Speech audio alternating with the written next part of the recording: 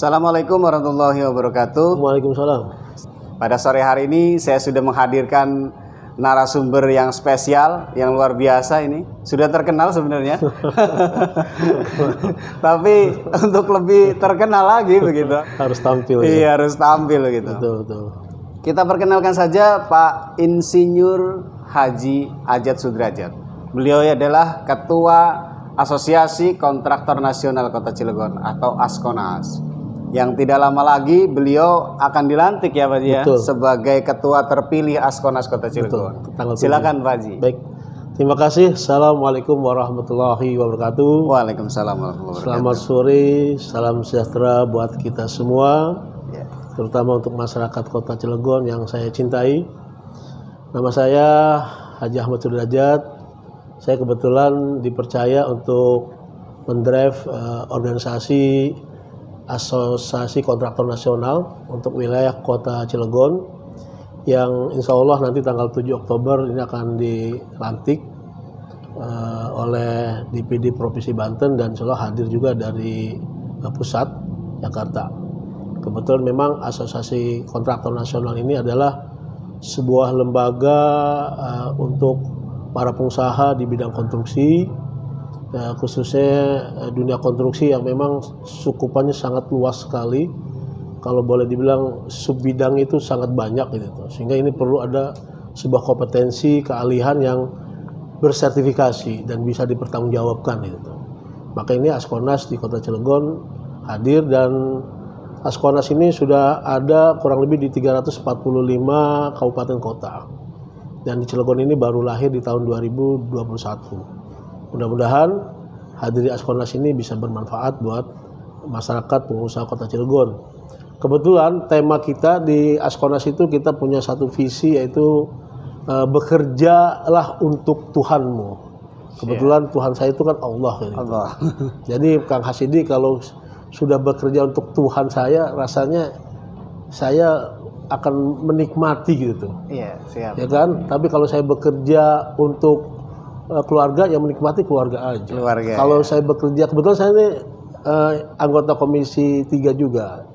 DPRD Kota Cilegon. Siap. Masya Allah. Nah, mudah-mudahan dengan konsep bahwa ASKONAS ini bekerja untuk Tuhanmu itu, ini bisa menggerakkan multiplier effect, karena kita sudah apa ya, istilahnya itu semua kegiatan kita sudah kita berharap ridhonya Tuhan, ridhonya Allah gitu. Itulah yang kita harapkan. Siap. Pak Haji, ada visi pastinya ya di dalam organisasi ini.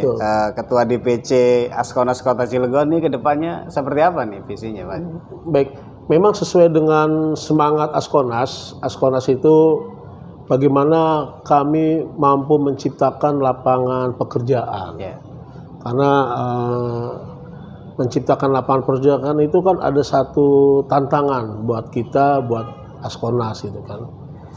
Kebetulan selain itu juga visi ASKONAS juga bagaimana kita membina para pengusaha yang ada di Kota Cilegon ini lebih profesional, mumpuni gitu.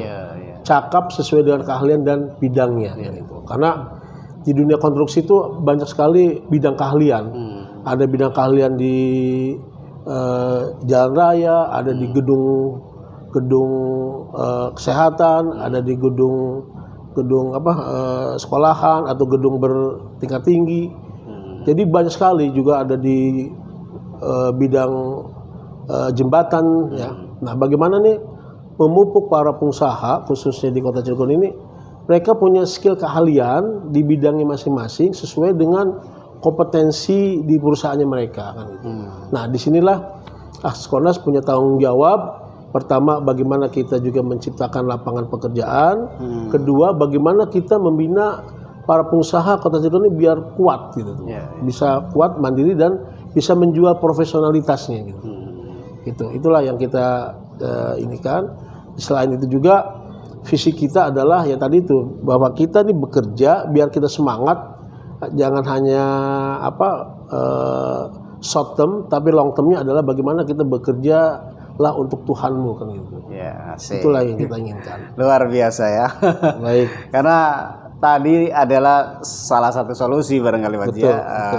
menekan tingginya angka pengangguran di Kota Cilegon. Betul. Karena di Kota Cilegon ini kan urutan kedua kalau tidak salah Iya, di Banten. di Provinsi Banten. Iya. Angka pengangguran di Kota Cilegon itu kurang lebih sekarang itu 12,67%. Itu kalau dihitung volumenya mungkin sekitar 25.000 sekian gitu. Iya, Jumlah angka pengangguran yang sangat produktif. Wah, tinggi sekali Pak Haji ya. Sangat tinggi sekali. Karena Cilegon ini sebenarnya kota industri, tapi kenapa penganggurannya sangat tinggi, mencapai 12,67% atau 25.000 lebih? Ini kan menjadi sebuah tantangan kita, tantangan pemerintah daerah, tantangan juga semua stakeholder termasuk industri, bagaimana agar pengangguran di Kota Cilegon itu bisa direduksi, ya kan, dari 12,67%, katakanlah turun menjadi 8%, kemudian turun lagi menjadi 7%. Ini kan sudah strateginya, ada kiat-kiatnya gitu. Nah, inilah menjadi tantangan kita agar Askornas dengan hadir di Cilegon ini mampu menciptakan ide-ide, inovasi-inovasi dan kreativitas-kreativitas. Nah, ini bagaimana nih merubah tantangan di Cilegon ini, Pak Haji, supaya menjadi peluang begitu? Baik, pertama kita harus mapping dulu. Sebenarnya di Kota Cilegon ini kekuatannya itu ada di mana? Sebenarnya di Kota Cilegon itu adalah kekuatannya itu ada di industri dan jasa sebenarnya. Ya, kalau misalkan dulu bahwa kekuatannya itu ada di perdagangan dan jasa, itu sebenarnya kalau saya melihat di perdagangan itu sebenarnya nggak begitu unggul gitu tuh. Unggulnya justru potensi di Kota Cilegon ini adalah kita ini punya sumber daya buatan sebenarnya. Cilegon itu tidak punya sumber daya alam. Lain dengan Kalimantan, dia punya sumber daya alam yang cukup, wah, ada batu bara, ya kan? Apalagi di Sulawesi ada nikel, kan? Mereka 30 tahun bisa dieksplorasi. Tapi kalau di Cilegon ini apa? Kita nggak punya sumber daya alam, adanya sumber daya buatan. Nah, sumber daya buatan kita itu adalah adanya industri. Nah, inilah yang patut kita syukuri. 130 industri yang ada di Kota Cilegon, bagaimana ini bisa, Kang Hasidi, bisa artinya menciptakan smelter-smelternya gitu. Smelter-smelternya inilah yang bisa untuk mengurangi angka pengangguran gitu. Nah, smelter ini maksudnya begini. Di Cilegon ini kan ada industri baja sekelas nasional, contohnya Krakatau Steel kan gitu ya. Saya tahu bahwa KS ini punya cita-cita bagaimana kemarin dihadirkan HSM2. Itu kan sebenarnya untuk bisa mencetak baja 1,5 juta ton. Wow. Itu. Pelan-pelan nanti dari 1,5 juta ton itu akan mencetak menjadi 4 juta ton. Itu untuk kebutuhan baja yang dicetak oleh KS. Tapi juga nanti di tahun 2025 itu kalau nggak salah KS akan mengajak Pusko membangun Pusko 2. Nah, itu akan mencetak 10 juta ton. Wow, luar biasa. Berarti ya, kebutuhan baja nasional sudah terpenuhi kalau 10 juta ton kan gitu. Hanya bagaimana dengan Cilegonnya sendiri? Iya, berbanding terbalik begitu Haji. Berbanding terbaliknya, kenapa banyak pengangguran? Bahkan urutan kedua di Banten gitu kan. Inilah sebuah tantangan buat kita. Artinya industri hulunya ada di Cilegon, kenapa smelternya nggak dimunculkan di Cilegon? Hilirnya gitu tuh, Pak. Nah, ini kan sayang banget gitu tuh. Katakanlah kalau KS bisa produksi tahun ini 2,5 juta ton, ya kan? Atau nanti ditingkatkan menjadi 4 juta ton gitu tuh. Itu bisa muncul smelternya aja di Cilegon. Wah, itu sudah bisa meningkatkan, pertama peningkatan PAD, kedua bisa mengurangi angka pengangguran, karena dengan smelter-smelter itu adalah bisa menampung angkatan kerja produktif yang bersifat padat karya kan gitu. Apa sih yang dimaksud dengan smelter ini, Kang Hasidi? Maksudnya gini, Kang, misalkan contohnya gini lah, contohnya Krakatau Steel ini industri baja. Nah, hilirnya harus diciptakan juga. Nah, hilirnya ini adalah di kecamatan gitu atau di mana gitu. Betul, hilirnya ini adalah industri-industri kecil. Industri-industri kecil itu akan kita ciptakan menjadi 3 kekuatan industri kecil berbahan baku logam. Pertama, industri hilir berbasis logam untuk kebutuhan otomotif. Itu tuh. Kemudian industri hilir untuk kebutuhan alat rumah tangga. Dan yang ketiga, industri hilir untuk kebutuhan industrinya itu sendiri. Karena di industri itu juga kan pasti butuh, Pak, spare part bahan-bahan yang dibuat oleh bahan baku logam kan itu. Kita contohkan seperti di Tegal lah. Kota Tegal itu bagaimana dia punya PAD 1,05 triliun. Wow. PAD-nya, Pak. PAD-nya ya. Kita di Cilegon cuma 745 miliar. Oh, jauh banget ya. Jauh sekali. Padahal Tegal tidak punya industri seperti sekelas di Cilegon, KS. Nggak ada. Tapi kenapa mereka bisa punya PAD 1,05 triliun? Karena masyarakatnya dengan pemerintahnya itu mereka membuat lingkungan industri kecil. Oh gitu ya. Nah, lingkungan industri kecilnya itu yang dihadirkan oleh Kota Tegal itu ya tadi tuh ada lingkungan industri kecil untuk kebutuhan otomotif. Dia bekerja sama dengan beberapa industri otomotif yang ada di Kerawang, Cikampek, baik itu dengan Astra, Toyota ataupun juga dengan Hyundai, ya kan? Dan kedua lagi kebutuhan industri untuk alat rumah tangga. Ya kayak panci, dandang segala macam yang bahan bakunya logam, dan itu bisa meningkatkan PAD, Pak. Itu padahal bahan bakunya dari Cilegon. Nah itu. Gitu ya. Nah ini kan harusnya ada di Cilegon. Harusnya di Cilegon sendiri ada begitu. Nah saya pengen ini ada di bawah tupoksi Dinas Perindustrian dan Perdagangan. Nah, seru nih pemirsa. Kalau kita lihat nih, Kang Hasidi. Fokus gak nih Dinas Perindustrian dan Perdagangan nih terhadap Betul. ini? Kan kemarin tuh ya saya juga agak sedikit kasih masukan ke Kepala Dinas Perindustrian ini, yang baru nih Pak Safrudin. Jangan fokus Kepala Dinas Perindustrian dan Perdagangan itu hanya di perdagangan aja lah, jangan lah. Karena ternyata Dinas Perindustrian dan Perdagangan itu perdagangannya itu hanya menghasilkan PAD 2,2 miliar. 2,2 miliar itu ternyata hanya dari sektor pasar Keranggot, pasar Kelapa, pasar Merak, pasar juga ini kan kecil sekali. Berarti selama ini fokus terhadap pasar aja begitu Pasar aja. Dan industrinya jarang tersentuh. Tidak gitu. disentuh. Belum disentuh sama sekali malah. Belum diprogram. Siap. Inilah yang saya katakan, ayolah perindustriannya dibangun, saya gituin.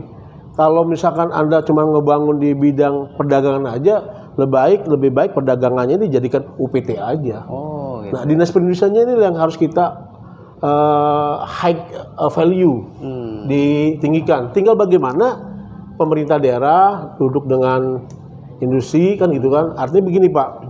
Untuk membangun industri kecil ini kita butuh 4 pilar, Pak, sebenarnya, Pak. Pilar pertama adalah pilarnya pemerintah. Pemerintah itu dalam hal ini sebagai regulator, ya kan?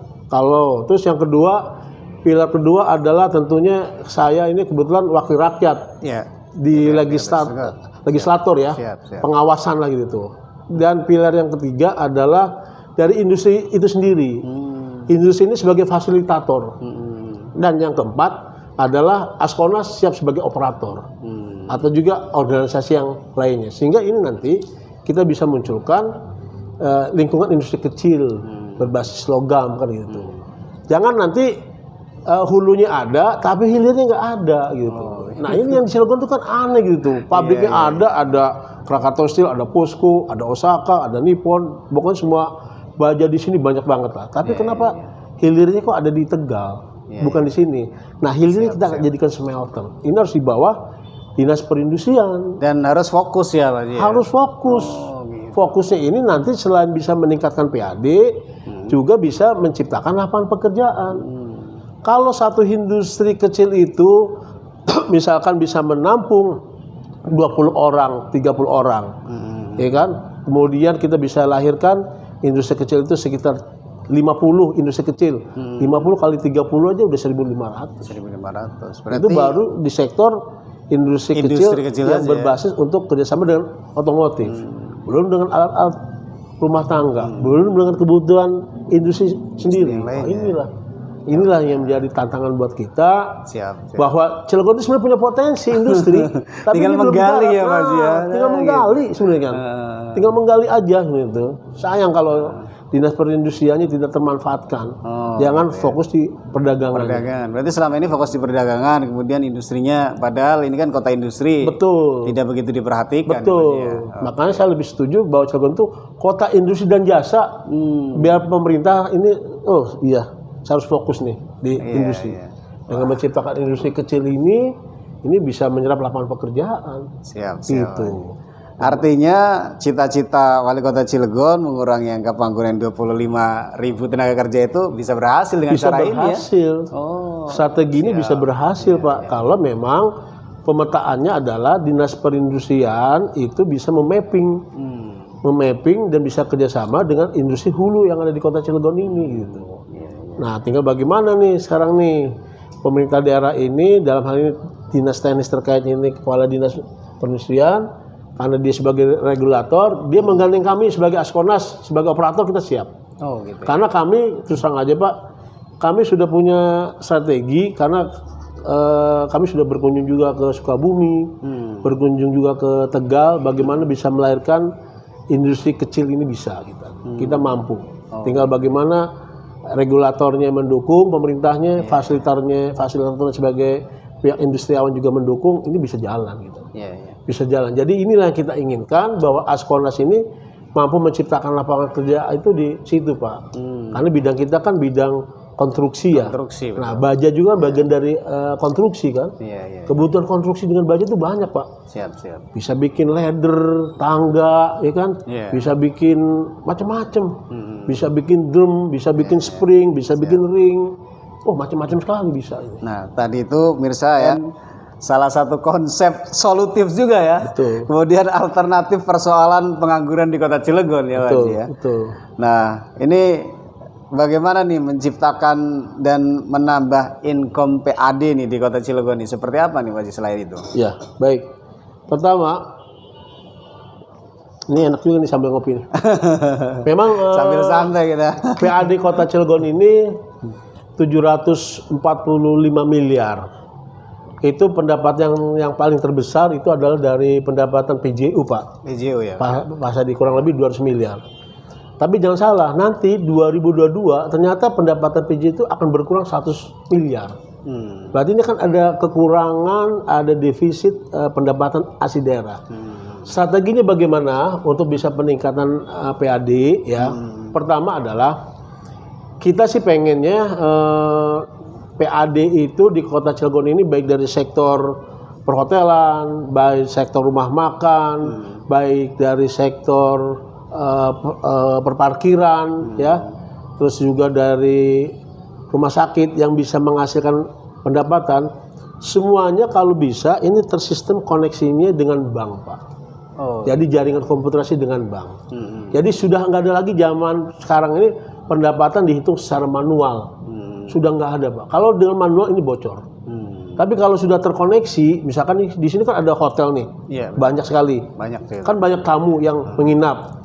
Begitu mereka bayar di kasir, terkoneksi dengan bank. Nah, Bank Jabar diajak kerjasama gini pasti mau Pak. Karena uangnya tiap hari masuk dia. Nah, disitulah nggak ada kebocoran. Perputaran terus. Sama juga dengan sektor retribusi parkir. Parkir ini kalau di tap kayak kita di jalan tol, uangnya langsung masuk ke bank itu Pak. Kalau kita kan di sini kan manual duitnya. Manual lagi. Betul. Tapi kalau tertap koneksinya dengan bank, dengan jaringan komputer, ini uang masuk Pak. Gitu tuh. Itu satu. Ini bisa dibenahi dengan cara sistem digitalisasi ya, namanya digitalisasi. Kemudian yang kedua, kembali lagi kepada sektor yang tadi, sektor industri tadi Pak, menciptakan industri hilirnya, hulunya gitu kan. Saya waktu itu pernah dengar juga sih KS katanya mau menciptakan industri hilir berbahan baku baja. Ayo kapan lagi? Saya bilang saatnya nih. Kalau ini tercipta, ini bisa peningkatan PAD yang cukup besar Pak. Karena apa? Karena pelaku ekonomi orang kita sendiri, sehingga pajaknya juga masuk ke kas daerah kita sendiri Pak. Nah contohnya seperti saya katakan lagi, seperti Tegal itu PAD 1,05 triliun itu dari sektor industrinya itu bisa menyumbang, industri kecilnya itu kurang lebih hampir 200 miliar. Wow, 200 miliar ya? Pak. Industri kecilnya, mereka hidup. Iya, iya. Nah inilah kita harus meniru itu gitu, Iya, iya. agar PAD Kota Cilegon juga meningkat, gitu Pak. Ya. Kembali lagi Pak Haji ya, Ya. seperti yang tadi dikatakan Pak Haji tentang konsentrasi dinas perindustrian ini nih. Iya. Ini menjadi sebuah PR juga ya untuk Kota Betul. Cilegon ya gitu. Betul. Kemudian beberapa hari ini saya mendengar informasi nih ya tentang pengurangan karyawan nih hingga 62% ya Iya. di PT Krakatau Steel begitu. Iya. Dari 7.710 orang bisa jadi sampai 2.929 kabarnya begitu nih. Ini seperti apa nih Pak Haji menyikapi berita adanya pengurangan karyawan ini? Ini kan akan berdampak juga pada masyarakat Kota Cilegon gitu ya. Jadi kita nambah lagi di pengangguran nih. Oh, nambah lagi. Kan sekarang pengangguran yang angkatan muda Iya, iya. ada 12,67% atau 25.000 orang. Sekarang tambah lagi dari yang angkatan tua. Angkatan tua. Tapi umurnya masih 40-an mungkin. Iya, iya. 40, 50 kan mereka harus masih bisa bekerja. Iya, iya. Nah, ini juga yang saya coba soroti dari Askornas karena pertama saya soroti BUMN Krakatau Steel ya. Kita tahu bahwa memang BUMN Krakatau Steel ini lagi kondisi sakit. Katakanlah mereka dulu tuh punya hutang 40 triliun. Iya, iya. Ya kan di tahun 2017. Saat itu Pak Silmi saya tahu lah duduk baru 6 bulan kemudian mereka melakukan PHK untuk outsourcing Pak. Kurang lebih 1.500 orang Iya, iya. di PHK. Di PHK Jilid, ya. jilid pertama itu.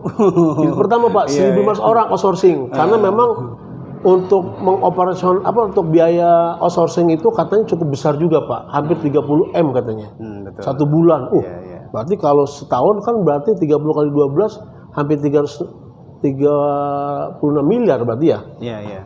Ya kan besar juga 310 miliar nih. Nah, ternyata sekarang juga Pak Silmi ini mau melakukan pengurangan lagi sampai akhir Desember ini.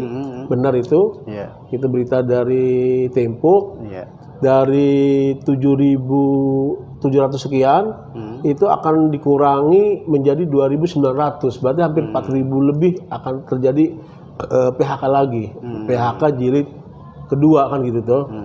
Nah ini yang saya sayangkan gitu tuh Pak Silmi selaku Direktur Krakatau Steel ya, karena memang kalau bicara peningkatan pendapatan di BUMN itu kan faktornya ada dua Pak. Bagaimana dia meningkatkan efisiensi cost, kan gitu kan? Efisiensi cost itu bisa aja dari upah karyawan yang dipotong atau kenaikan dari volume produksi, kan gitu kan ya. Nah, mungkin Pak Silmi ini yang paling mudah untuk mengefisiensi cost itu adalah dari karyawan, paling mudah dipangkas. Karena kalau misalkan 7.000 sekian menjadi 2.900 berarti kan ada 4.000 lebih. Kalau 4.000 lebih ini anggaplah gaji rata-rata kan kalau gaji direktur, manajer itu kan pasti 30 jutaan lah ya. Tapi kalau di bawah kan ada yang 5 juta, ada yang 6, ada 10. Kita anggap rata-rata 10 juta aja. 10 juta. 10 juta kalau dikali 4.000 itu berarti hampir 40 M Pak mereka satu bulan itu. Penghematan. 40 M berarti kali setahun itu 480 miliar ya. Hampir 500 miliar ini. Jadi mungkin ini yang dipangkas oleh Pak Silmi sehingga dijadikan seolah ini untung gitu Pak. Padahal sebenarnya Pak, saya juga ngerti lah bagaimana kalau di dalam produksi itu Pak ada istilahnya itu cost of goods sold, COGS atau harga pokok produksi kan gitu kan. COGS ini cost of goods sold itu kan komponen itu kan bisa dihitung dari raw material itu habisnya berapa. Ongkosnya, kemudian dari variable cost-nya itu ada indirect cost dan direct cost itu berapa, misalkan ada biaya consumable, ada upah buruh, upah karyawan segala macam gitu ya, ada energi bayar listrik segala macam gitu. Nah ini rupanya Pak Silmi cara praktis yang singkat itu ternyata udahlah pangkas saja buruh karyawannya dari 7.000 jadi 2.900 jadi 4.000. Ini paling enak emang Pak, paling mudah dan siapapun ini bisa lakukan itu. Cuma sayangnya kasihan masyarakat yang notabene mereka orang sini tinggal di Cilegon, mereka jadi pengangguran Pak. Ya, Inilah yang kita sedihkan gitu. dengan alasan restrukturisasi, Restrukturisasi. merekrut pegawai muda begitu Pegawai ya. muda itu, Oh, gitu. itu yang kita sayangkan lah Pak gitu tuh. Aduh, artinya ya kalau bisa sih, saya tahu sih sekarang ini Krakatau Steel ini masih punya beban hutang 30 triliun ya, 30 triliun. Terus dia juga mau mendongkrak volume produksinya dari 2 juta ton menjadi 3,9 ton atau 4 juta ton gitu tuh. Itu cita-cita beliau kan gitu tuh. Tapi alangkah sayangnya gitu Pak, kalau misalkan sekarang ini memang kondisinya ekonomi lagi susah, ini karyawan di PHK besar-besaran dulu, sayang lah gitu.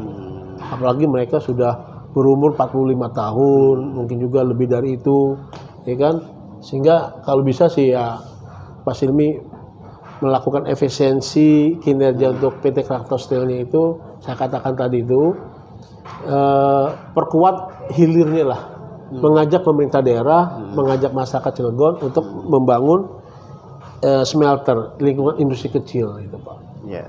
Mudah-mudahan apa yang menjadi cita-cita kita bersama ya di Kota Cilegon bisa terwujud ya. Betul. Pak Ketua ya. Mudah-mudahan itu. Iya. Terima kasih Pak Ketua. Sepertinya di perbincangan kita nih hangat dari awal sampai terakhir nih. Sehingga lupa waktu juga ini kita. Iya, betul. Sepertinya kita ada di session pengunjung di terakhir ini Pak Ji. Siap. Terima kasih Pak Ji, Pak Ketua Askonas Kota Cilegon. Baik, terima kasih. Sampai jumpa pada kesempatan yang selanjutnya ya. Iya. Ini ya. Terima kasih. Saya Hasidi, host lokal. Assalamualaikum warahmatullahi wabarakatuh. Waalaikumsalam warahmatullahi wabarakatuh. Terima kasih Pak Ji. Sama-sama.